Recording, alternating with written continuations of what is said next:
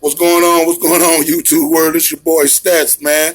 Welcome to Basketball Conversation with Statsz, man. We back at it, man. Man, if you're new, man, hit that like, subscribe, man, comment, man. Hit that like, that notification bell, man. I'll let your boy, man. If you like genuine talking about basketball, the NBA, man. If you genuinely want that in-depth conversation, man, hit that subscribe button. Holla at your boy, man. You know what I'm saying? Man, we're gonna have some real fun here, man. We back at it, man. We're doing the tour days again, man.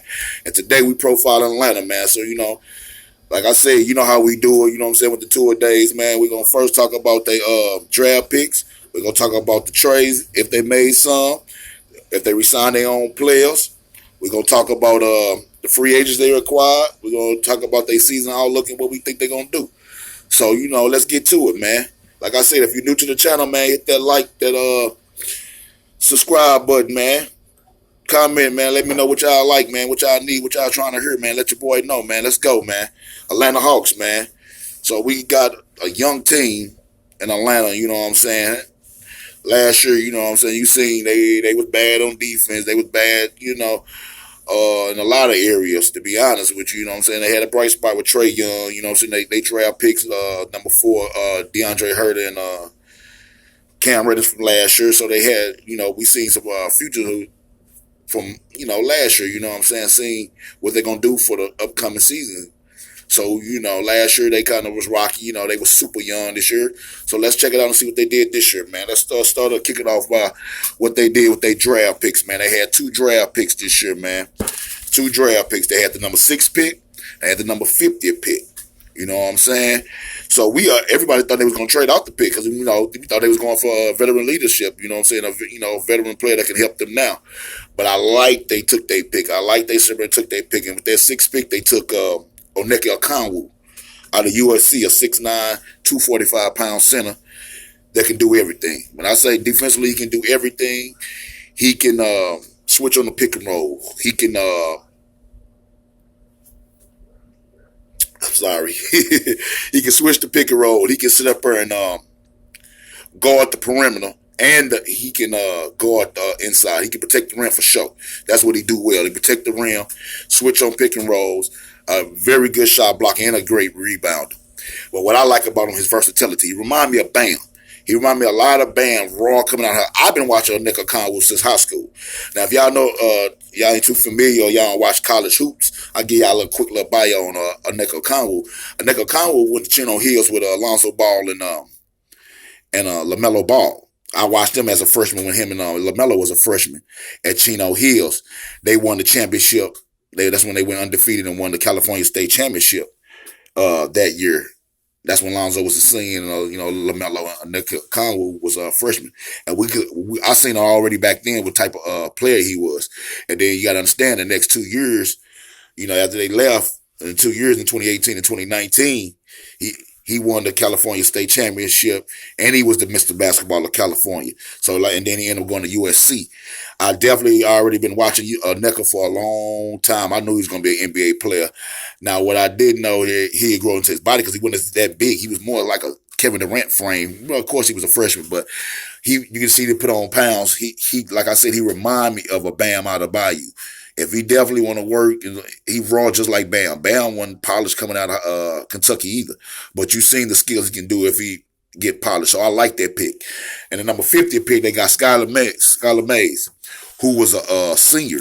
He did all 4 years at LSU. He a 6'4", 205 combo guard out of LSU. Like I said, very, very seasoned. He can do everything. He a 3-level scorer, very heady on defense. Can make, like I said, make the mid-range, shoot the 3, but he like to attack the rim. He definitely loved attacking the rim, and he definitely a good finisher. So I like that pick for them at number 50. Like I said, this is going to be kind of a short video compared to the other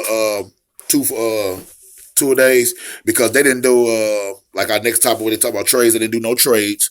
You know what I'm saying? They were just very quiet on that front. And then they didn't resign none of their players because the players they kept the ones that they kept, and they under contract, but the other ones they just let go in free agency or whatever. So the thing about it is they didn't do too much on him. But our next subject of Atlantic Hawks is they free agency. This where they really showed their butt. They really, when I say they really showed their ass, they showed their ass. And the thing about it, when I say they showed their ass, because they was very aggressive. I think they had maybe the top three best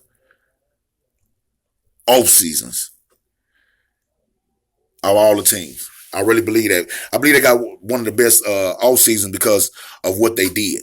What they did in free agency. Free agency, they was just so aggressive. They wanted to build something around Trey Young, and they wanted to separate with the young guys they got with them, but they wanted some veteran presence. They needed some veteran presence because they want to take that next step. And the next step for the Atlanta Hawks is what? Of course, the playoffs. They want to make the playoffs. And when you got somebody that's, entering their third season like Trey Young, who's a scoring machine and who could pass the ball, got great court vision, you need other players and veteran leadership to calm them down, or, when it's time to make buckets, because, Trey Young little, so they need other players to make buckets when they focus on all the offense on them, on defense towards him. So, first off, they signed Chris Dunn, backup combo guard, mainly point guard, but I call him a combo guard.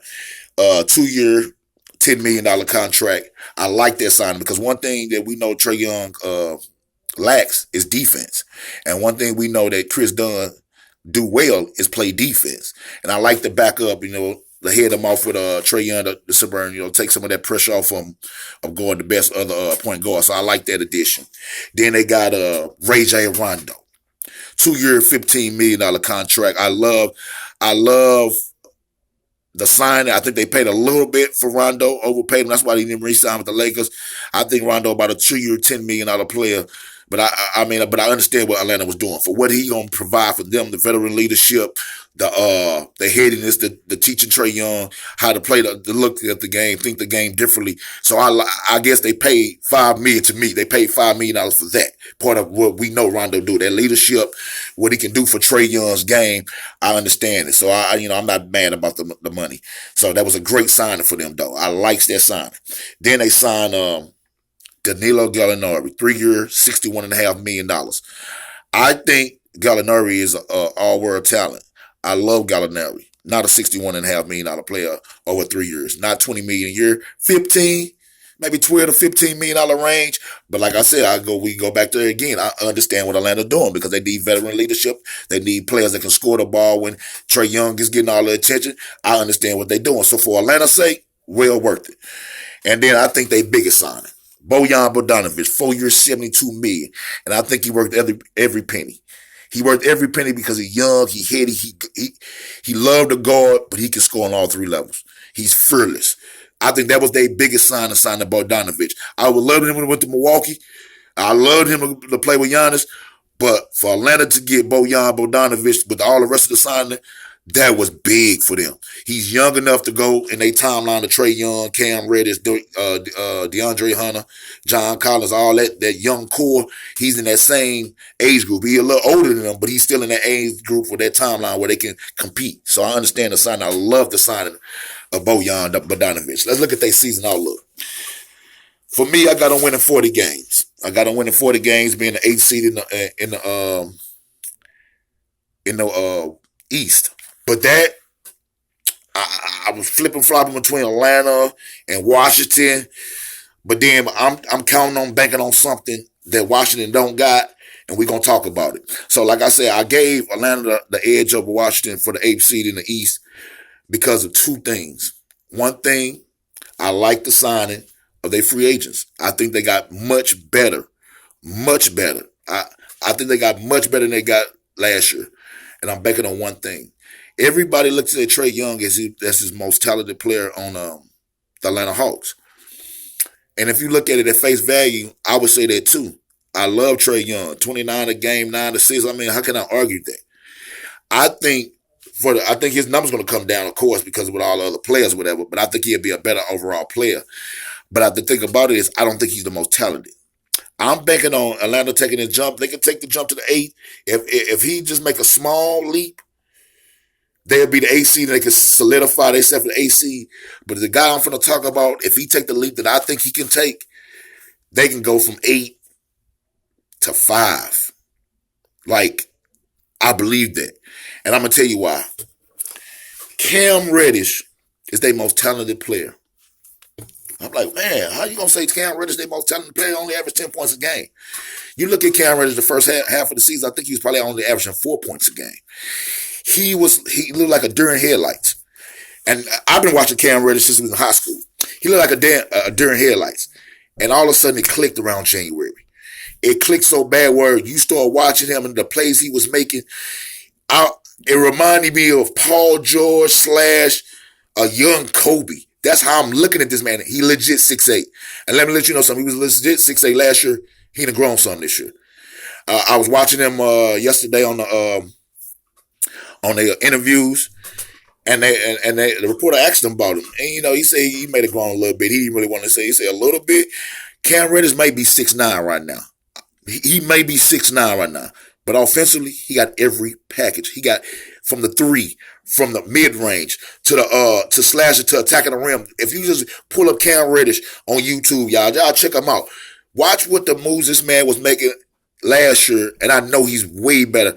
Now, two things why he's going to be better. He's working. He's a worker. He always a worker.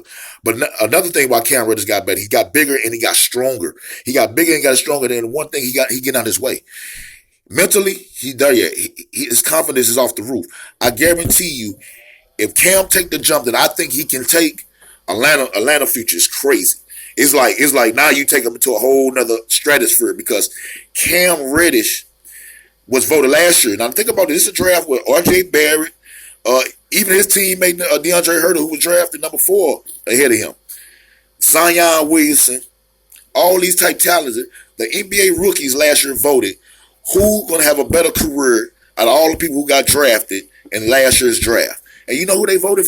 You know who the players voted for? The players in that draft? Cam Reddish. You know why?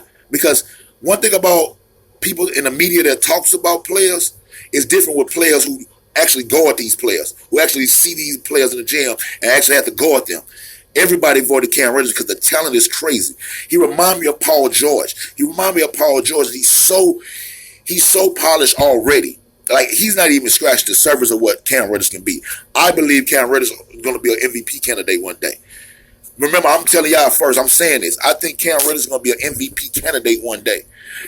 I already going to put him all-star, all-NBA defensively last year. Second half, locking it down. I'm talking about passing lanes, on ball.